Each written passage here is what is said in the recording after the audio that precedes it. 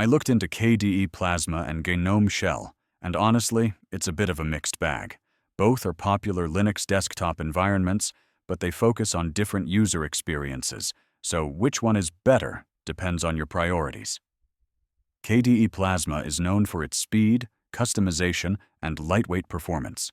You can tweak almost every aspect of the interface, from widgets to animations, making it ideal for users who love personalization and fine-tuning.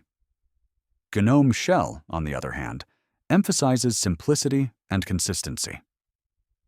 Its clean, minimalistic design is great for users who prefer a straightforward experience without spending time customizing every detail. Performance-wise, KDE Plasma is lightweight and efficient, even on older hardware, while GNOME Shell can feel heavier but provides a more cohesive and modern workflow. Both have active communities and strong support, but extensions and themes play a bigger role in GNOME customization. Overall, if you love personalization and speed, KDE Plasma is the better choice. If you prefer simplicity, elegance, and a unified experience, GNOME Shell wins.